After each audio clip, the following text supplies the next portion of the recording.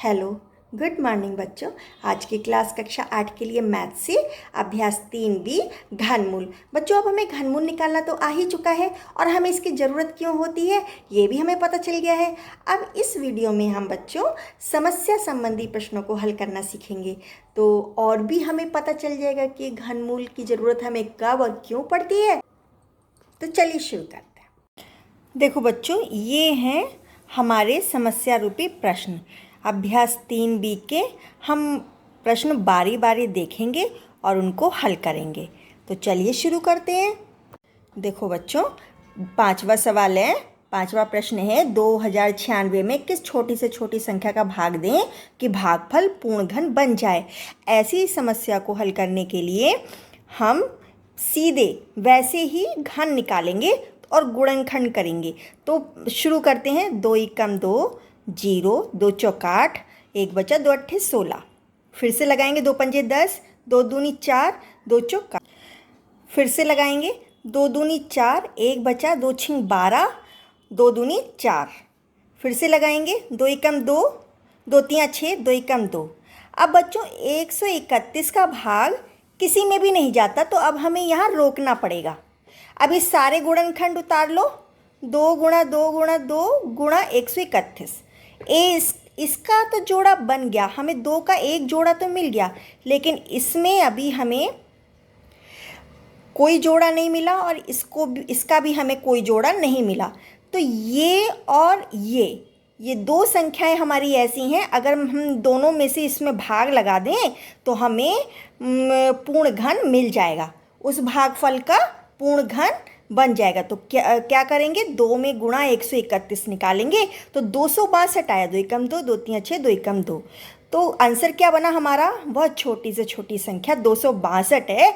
अगर इसमें भाग लगा दें तो भागफल पूर्ण घन बन जाएगा। अब बच्चों प्रश्न है, 2,81,216 में किस लघुत्तम पूर्ण संख्या का भाग दें कि भागफल पूर्ण घन हो जाए। तो सिंपल, हमें पहले ये भाग से लगा के पहले गुणनखंड निकाल लेने हैं। तो निकालिए, 2 एकम 2, 2 चौक 8, 1 है नहीं गया तो 0 लगाया, 2 छिंग 12, 1 उतारा नहीं गया, 2 अट्ठे 16। फिर 2 सत्ते 14, 0, 2 तियाँ 6, 0, 2 चौक 8। फिर से 2 तियाँ 6, 1 बचा, 2 पंजे 10, 2 एकम 2, 1 बचा, 2 पंजे 10, 2 दूनी 4। फिर से 2 एकम 2, 1 बचा, 2 सत्ते 14, 1 बचा, 2 पंजे 10, 1 बचा, 2 सत्ते 14, 1 बचा, 2 छिंग 12। फिर से लगाओ, 2 अट्ठे 16, 1 बचा, 2 सत्ते 14, 1 बचा, 2 अट्ठे 16, फिर 2 अट्ठे 16। अब देखो, 2 चौक 8, 2 तियाँ 6, 1 बचा, 2 नीम 18, 2 चौक 8। फिर से 2 दूनी 4, 2 एकम 2, 1 बचा, 2 नीम 18, 1 बचा, 2 सत्ते 14। अब ये हमने अभी अभी निकाल के देखा था पिछली वीडियो में, ये भाग सिर्फ 13 के पहाड़े से जाता है। तो 13 एकम 13 है ना। फिर कितना बचा, 8 बचा, 13 छिंग 78, 11 बचा, 13 निम्मा 117। फिर 13 एकम 13, 3 बचा, 13 तियाँ 39, 13 एकम 13। अब इस सारे गुणनखंड लिख लो। 2 एक गुणा 2 गुणा 2 गुणा 2 गुणा 2 गुणा 2 गुणा 2 गुणा 13 गुणा 13 गुणा 13। अब हमने इनके जोड़े बनाए, इसका जोड़ा बन गया, इसका जोड़ा बन गया और ये 13 का जोड़ा बन गया, लेकिन ये संख्या अकेली है और इसका जोड़ा नहीं बना है। इसका मतलब है इसी दो संख्या से अगर मैं भाग लगा दूं इसको, तो भागफल जो मुझे मिलेगा वह पूर्ण घन बन जाएगा। तो आंसर मेरा क्या बना, वह लघुत्तम पूर्ण संख्या 2 है। अब बच्चों 7वां प्रश्न है, 9,000 में किस लघुत्तम प्राकृतिक संख्या गुणा करने पर गुणनफल पूर्ण घन बन जाएगा। इस बार हमसे गुणनफल का पूछा गया है, तो हम पहले अपना गुणनखंड कर लेते हैं इसका। 2 चौक 8, 1 बचा, 2 पंजे 10 और ये 2 0, 2 दूनी 4, 2 दूनी 4, 1 बचा, 2 पंजे 10, 1 0। फिर से 2 एकम 2, 2 एकम 2, 2 दूनी 4, 1 बचा, 2 पंजे 10, 3 तियाँ 9, 2 बचा, 3 सत्ते 21, 1 बचा, 3 पंजे 15। फिर से 3 एकम 3, तीन दूनी 6, एक बचा, तीन पंजे 15। अब 125 आ गया तो हमें अंदाज़ा है कि यहाँ 5 से जाएगा, तो 5 दूनी 10, 2 बचा, 5 पंजे 25, फिर 5 पंजे 25 और 5 एकम 5। अब हम इस सारे गुणनखंड उतार लेंगे। 2 गुणा 2 गुणा 2 गुणा 3 गुणा 3 गुणा 5 गुणा 5 गुणा 5। अब हमने जोड़े बनाए, इसका बना, इसका बना। अब इसमें ये 1, ये 2, अभी हमारा एक तीसरा मिसिंग है। तब अगर वो तीसरा भी हमें मिल जाए तब ये भी पूर्ण जोड़ा बन जाएगा। तब हमारा आंसर क्या निकल के आया? हमें एक 3 की ज़रूरत है, एक 3 की ज़रूरत है। वह आंसर क्या बना? वह लघुत्तम प्राकृतिक संख्या 3 है।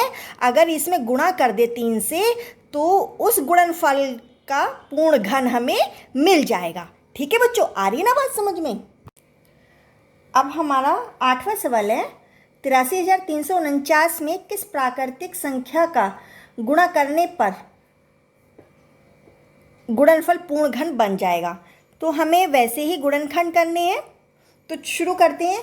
3 दूनी 6, 2 बचा, 3 सत्ते 21, 2 बचा, 3 सत्ते 21, 2 बचा, 3 अट्ठे 24, 3 तिया 9। फिर से देखो, 3 दूनी 6, हाँ, 3 नम 27, 3 दूनी 6, 2 1 बचा, 3 छिंग 18, 3 एकम 3।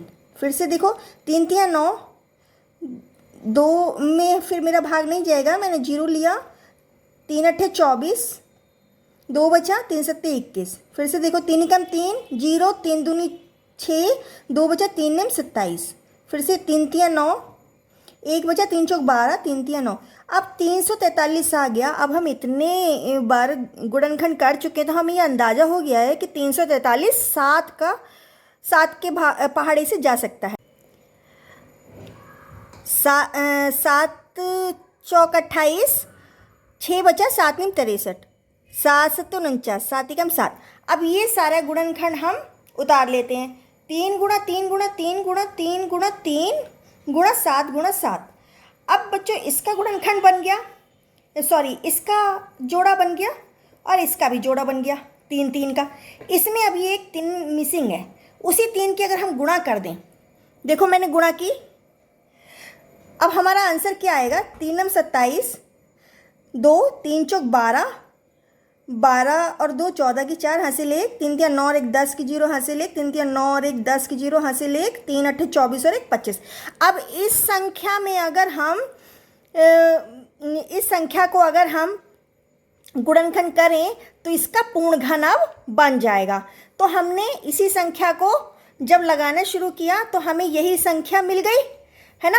बारी बारी से हमको वैसे ही लगाना पड़ा भाग और हमारा आंसर आता गया। आप देखिए इसको खुद से करके भी, है ना। अब हमें वो तीसरा जोड़ा मिल गया जो यहाँ पे मिसिंग था, वो हमें तीसरा जोड़ा भी मिल गया। तो मैंने यहाँ से एक उतारा, यहाँ से एक उतारा, यहाँ से भी एक उतारा। कितना आया? 3 तिया 9, 9 सत्ते 63। तो अब जो हमें प्राप्त नई संख्या थी, ये जो प्राप्त नई संख्या थी, इसका घनमूल क्या निकल के आया? 63। ठीक है बच्चों। अब ये प्रश्न है बच्चों, इसका हमें घनमूल निकालना है। तो अभी हम माइनस को किनारे रखते हैं और इसका निकालते हैं। ठीक है, तो 5 तिया 15, 5 एकम 5, 1 बचा, 5 दूनी 10, 2 बचे, 5 पंजे 25। फिर 5 छः 30, 1 बचा, 5 दूनी 10, 2 बचे, 5 पंजे 25। फिर से देखो, 5 एकम 5, 1 बचा, 5 दूनी 10, 5 पंजे 25, 5 दूनी 10, 2 बचा, 5 पंजे 25। इधर देखो, 5 पंजे 25 और 5 एकम 5। अब ये गुणनखंड हमने यहाँ लिख लिए।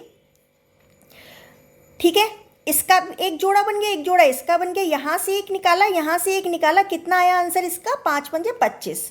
ठीक है, अब इसका देखो, 512 को भी हमें इसी तरह से हल करना है। तो शुरू करते हैं। 2 दूनी 4, 1 बचा, 2 पंजे 10, 1 बचा, 2 छिंग 12, 2 एकम 2, 2 दूनी 4, 1 बचा, 2 अट्ठे 16, 2 छिंग 12, 2 चौक 8, 2 तिया 6, 2 दूनी 4, 2 एकम 2, 1 बचा, 2 छिंग 12, 2 अट्ठे 16, 2 चौक 8, 2 दूनी 4, 2 एकम 2। अब इस सारे गुणनखंड उतार लो। ठीक है, कितने काउंट करो? 1 2 3 4 5 6 7 8 9 सभी को लिख लिया और 3 3 के जोड़े बना लिए, सभी से 1 ले लिया और गुणा की, 2 दूनी 4 दूनी 8। अब बच्चों देखो इसका घनमूल कितना हुआ, ये हमारा माइनस में था ना, माइनस में था, अब हम अपना माइनस में ले लेंगे, इसलिए माइनस में इसका घनमूल कितना आया, कितना आया ये माइनस का 25, और इसका घनमूल कितना आया 8। तो अब हम दोनों को प्रश्न की तरह ही लिख लेंगे और माइनस 25 में गुणा करेंगे 8 की, कितना हो जाएगा 25 अट्ठे 200, कितना आया माइनस 200। इसका आंसर हमें मिल गया माइनस का 200। ठीक है, अब हमारा 10वां सवाल है 1331 में गुणा करो माइनस के 1728 की और इसका घनमूल निकालो। तो ठीक है, शुरू करते हैं। 1331 का घनमूल निकालने के लिए पहले हम 11 से करते हैं इसको भाग। 11 एकम 11, 2 बचा, 11 दूनी 22, 1 बचा, 11 एकम 11।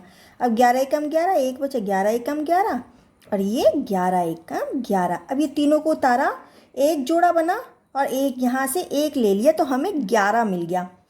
अब 1728 को देख लो, अभी माइनस नहीं रखते, वो बाद में रखेंगे। 1728 का देखते हैं। 2 अट्ठे 16, 1 बचा, 2 छिंग 12, 2 चौक 8, फिर से 2 चौक 8, 2 तियाँ 6, 2 दूनी 4, फिर से 2 दूनी 4, 2 एकम 2, 2 छिंग 12, फिर से 2 एकम 2, फिर नहीं गया तो 0, 2 अट्ठे 16, फिर 2 पंजे 10, 2 चौक 8, फिर 2 दूनी 4, 1 बचा, 2 सत्ते 14, अब 3 नम 27, 3 तियाँ 9, 3 एकम 3। ये सारे गुणनखंड उतार लो, काउंट करो, 1 2 3 4 5 6, 1 2 3, 1 2 3 4 5 6, 1 2 3। सभी के जोड़े बनाए, सभी के जोड़े बनाए। अब यहाँ से भी 1 लिया, यहाँ से भी 1 लिया, यहाँ से भी 1 लिया, 2 दूनी 4 तियाँ 12, कितना आया 12। अब 1331 का घनमूल गुणा कितना माइनस 1728 का घनमूल। 1331 का कितना था 11, 1728 का कितना था 12, तो 11 गुणा माइनस 12 कितना हो गया, 11 दूनी 22 की 2 हासिल 2, 11 एकम 11 और 2 13, कितना आंसर आया माइनस 132। ठीक है बच्चों, अब इसको देखो, इस बार हमें घनमूल निकालना है 125 गुणा 343। तो पहले 125 का निकाल लेते हैं। तो 5 दूनी 10, 2 बचा, 5 पंजे 25, 5 पंजे 25 और 5 एकम 5, ये उतारा, जोड़ा बनाया, 1 मिला, यहाँ से 1 आया। ठीक है, अब 343 ये भी पता है हमें, ये 7 के पहाड़े से जाएगा। 7 चौक 28, 6 बचा, 7 निम 63, 7 सत्ते 49, 7 एकम 7, ये गुणनखंड उतार लिए और हमें कितना जोड़ा मिला 1, यहाँ से 1 ले लिया। अब क्या आंसर हमें मिला, इसका घनमूल लिया और इसका घनमूल लिया, दोनों की कर दी गुणा, 5 सत्ते 35। तो हमारा आंसर क्या है, आप देखेंगे जो ऑप्शन दिए गए हैं नीचे, उसमें आप देखेंगे हमारा पहला आंसर सही है। ठीक है बच्चों, यहाँ पे बच्चों ये हमारी अभ्यास कंप्लीट होती है। ये वीडियो आपके लिए पार्ट 3 के रूप में आई है। आई होप कि आपके सारे डाउट क्लियर हो गए होंगे। अगर कुछ भी आपको डाउट है तो कमेंट बॉक्स में लिखिए, मैं ज़रूर बताऊंगी। और अच्छा लगा हो तो लाइक एंड शेयर भी करिए। ओके बच्चों, बेस्ट ऑफ लक।